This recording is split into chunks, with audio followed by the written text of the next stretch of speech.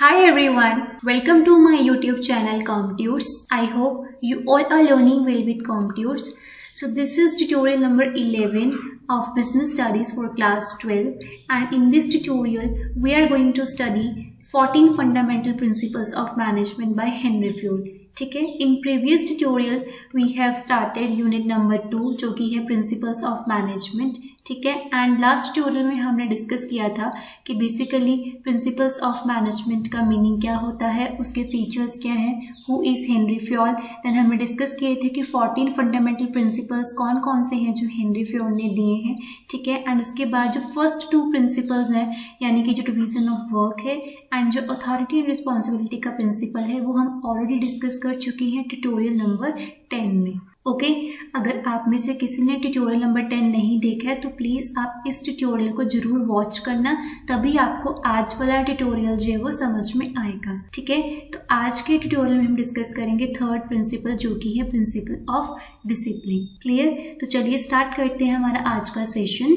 But before proceeding to this session, if you are a new visitor on my channel then please do subscribe my channel, hit the like button and also do share this with your friends and your classmates too. Okay, तो चलिए start करते हैं हमारा आज का session जो कि है प्रिंसिपल ऑफ डिसिप्लिन. देखो, प्रिंसिपल ऑफ डिसिप्लिन समझने से पहले हमें ये पता होना चाहिए कि डिसिप्लिन का मतलब क्या होता है.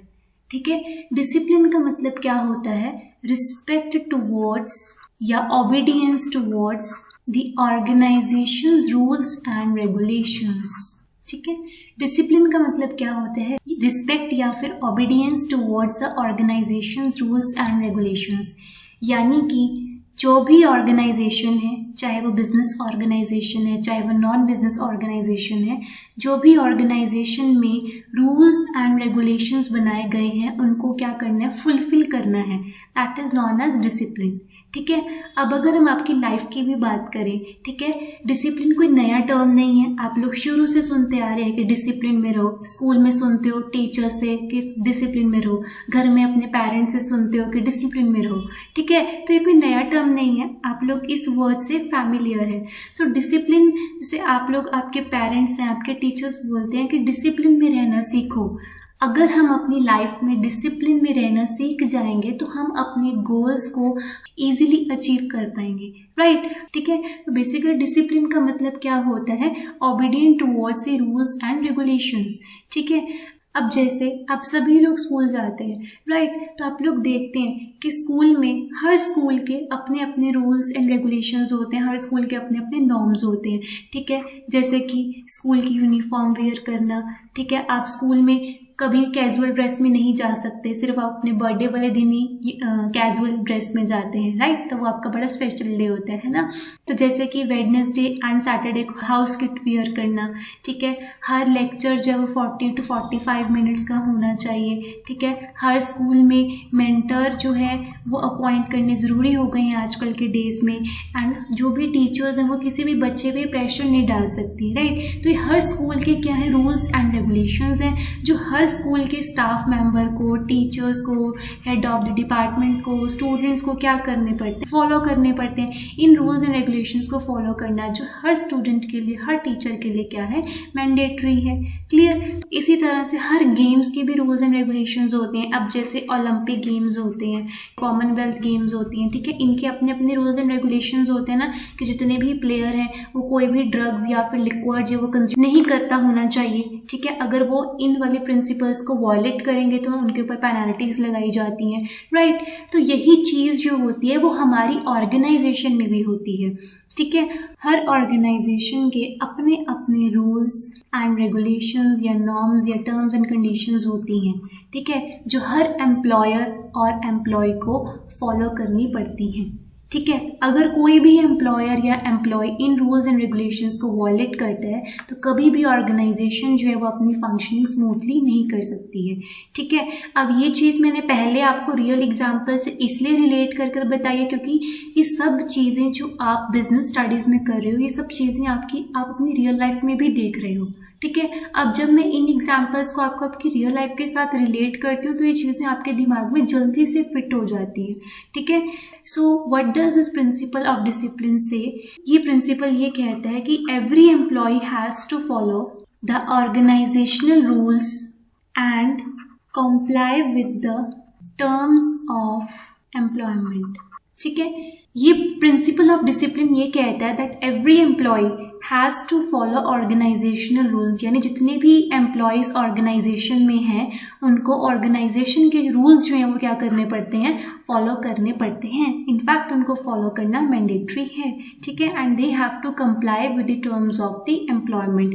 एंड जो भी एम्प्लॉयमेंट की कंडीशंस हैं, टर्म्स एंड कंडीशंस हैं, वो उनको कंप्लाई करनी पड़ती है, वो उनको फुलफिल करनी पड़ती है.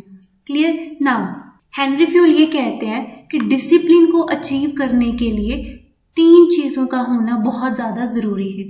ठीक है, according to Henri Fayol discipline requires 3 main things. ठीक है, वो 3 चीज़ें क्या क्या हैं. नंबर 1 थिंग इज कि good superiors at all levels. Number 2 clear and fair agreements. And number 3 judicious application of penalties. Okay, Henri Fayol ये कहते हैं कि डिसिप्लिन को अचीव या डिसिप्लिन को अटेन करने के लिए इन 3 चीज़ों की सबसे ज़्यादा रिक्वायरमेंट होती है हर एक ऑर्गेनाइजेशन में. वो कौन कौन सी है?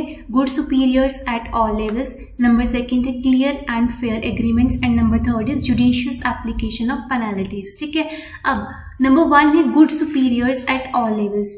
Now what does this mean? This means कि हर ऑर्गेनाइजेशन में जो सुपीरियर्स होते हैं वो ये इंश्योर करते हैं कि हर ऑर्गेनाइजेशन में पीसफुल इन्वायरमेंट बना रहे ताकि सभी लोग रूल्स एंड रेगुलेशंस को ध्यान में रखकर ही वर्क करें. ठीक है, अब देखो जैसे आपके स्कूल में होते हैं ना 4 हाउसेज होते हैं, blue, red, green and yellow.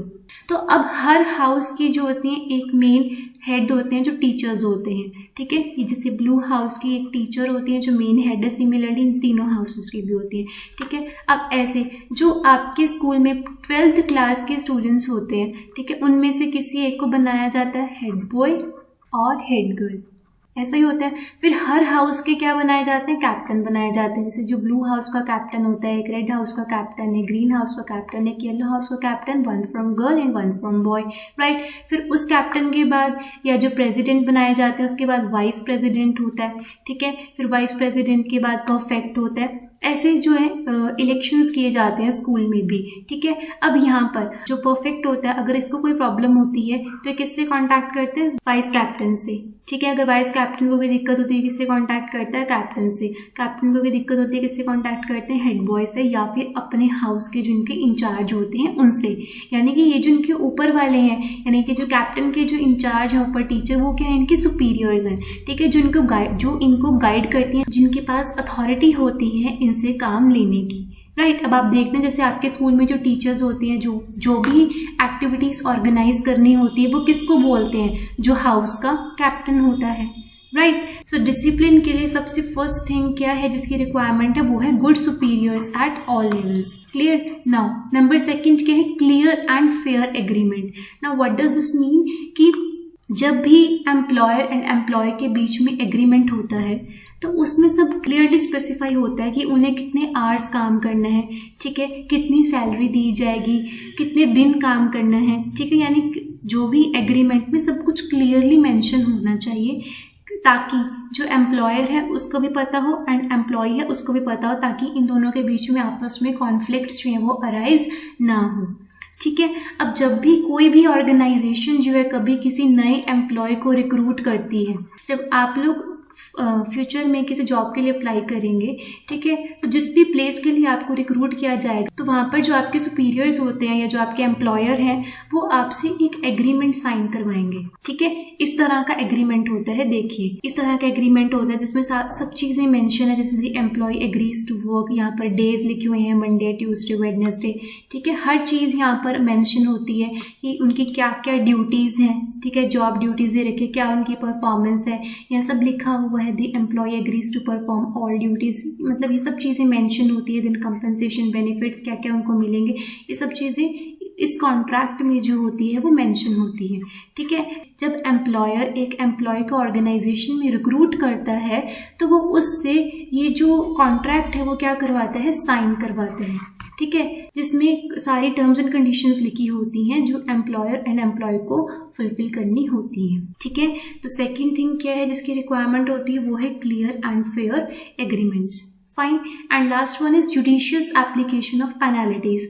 अब देखो क्या होता है, हर ऑर्गेनाइजेशन में, चाहे वो गवर्नमेंट ऑर्गेनाइजेशन है चाहे वो प्राइवेट ऑर्गेनाइजेशन है, हर ऑर्गेनाइजेशन में फिक्स्ड किया जाता है कि जो एम्प्लॉय हैं वो हर महीने या पूरे साल में इतनी लीव्स जो हैं वो ले सकते हैं। ठीक है, जैसे अब यहाँ पर जब मैंने अभी आपको कॉन्ट्रैक्ट दिखाया था तो इसमें लिखा हुआ है कितनी पेड हॉलीडेज हैं, वेकेशन, सिक लीव, यहाँ पर हर एक चीज़ जो है वो मेंशन होती है।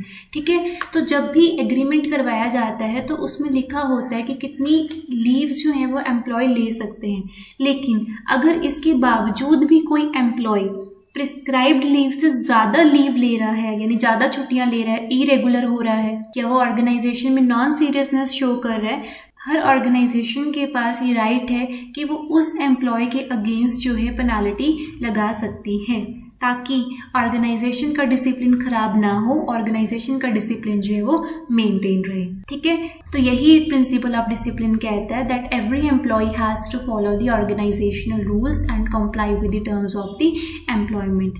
ठीक है, अब इसको रीड कर लेते हैं। So according to this principle the organisational rules and employment agreement, अभी मैंने आपको एग्रीमेंट दिखाया भी है कि किस तरह से होता है, इस तरह से जो है वो एम्प्लॉयमेंट एग्रीमेंट या एम्प्लॉयमेंट कॉन्ट्रैक्ट होता है। ठीक है, जो एम्प्लॉयर एम्प्लॉय के बीच में साइन करवाया जाता है ताकि एम्प्लॉयर और एम्प्लॉय जो है इसके अगेंस्ट कोई भी एक्शन ना करे। ठीक है, so according to this principle the organisational rules and employment agreement should be obeyed by both the superiors and subordinates which are necessary for the successful working of the organization। जो किसके लिए ज़रूरी है, हर organisation की successful working के लिए। ठीक है, अब जिस तरह से एक इंजन को स्मूथली चलाने के लिए किस चीज़ की ज़रूरत होती है, ऑयल की, यानी कि तेल की ज़रूरत होती है। ठीक है, उसी तरह से ऑर्गेनाइजेशन की वर्किंग को स्मूथ करने के लिए, ऑर्गेनाइजेशन को सक्सेसफुली रन करने के लिए किस चीज़ की ज़रूरत होती है, डिसिप्लिन की। क्लियर? तो अब अगर डिसिप्लिन प्रिंसिपल को फॉलो किया जाता है तो इसके क्या क्या पॉजिटिव इफेक्ट होते हैं कि जो एम्प्लॉयज हैं उनकी एफिशिएंसी जो है वो इंक्रीज होती है। ठीक है, इसके साथ वर्क की क्वालिटी इंप्रूव होती है। ठीक है, प्रोडक्टिविटी इंक्रीज होती है एंड ऑर्गेनाइजेशन की जो रेपुटेशन है वो भी मार्केट में बहुत अच्छी बनती है अगर एक ऑर्गेनाइजेशन में अच्छा खासा डिसिप्लिन है एंड इसके साथ साथ लेबर मैनेजमेंट के रिलेशनशिप्स हैं वो भी अच्छे होते हैं। ठीक है, एंड अगर इस प्रिंसिपल को वॉयलेट किया जाता है, यानी इस प्रिंसिपल को फॉलो नहीं किया जाता, तो इससे क्या होता है, तो ऑर्गेनाइजेशन में पीसफुल इन्वायरमेंट नहीं रहेगा, आपस में डाउट्स क्रिएट होंगे, कॉन्फ्लिक्ट्स अराइज होंगे एंड एम्प्लॉयज़ का जो कॉन्फिडेंस है वो भी रिड्यूस होगा। ठीक है, तो ये था principal of discipline. I hope आपको अच्छे से क्लियर हो गया होगा। मैं आपको एक ट्यूटोरियल में एक या फिर दो ही प्रिंसिपल करवाऊंगी ताकि आपको हर एक प्रिंसिपल जो है वो अच्छे से समझ में आ जाए। ठीक है, तो आई होप आपको ये थर्ड प्रिंसिपल जो है प्रिंसिपल ऑफ डिसिप्लिन वो अच्छे से क्लियर हो गया होगा। एंड स्टिल स्टूडेंट्स, अगर आपको इसमें कोई भी डाउट है तो वो आप मुझसे कॉमेंट सेक्शन में मैसेज करके पूछ सकते हैं। एंड लास्ट में स्टूडेंट्स, मेरी आप सभी से एक रिक्वेस्ट है, अगर आपको मेरे ट्यूटोरियल्स जो हैं वो समझ में आ रहे हैं, आप सभी के लिए हेल्पफुल हैं, तो प्लीज़ स्टूडेंट्स अपना जो फीडबैक है वो कमेंट सेक्शन में ज़रूर शेयर किया कीजिए। Why? Because your feedback matters a lot. ठीक है, तो students, this is all about today session. I hope this tutorial is helpful for you people. And so last my students, don't forget to subscribe my channel. Please hit the like button and share this tutorial and my channel with your friends and your classmates too. Thank you. Bye bye. Take care. Have a great day ahead. Study smart and stay motivated.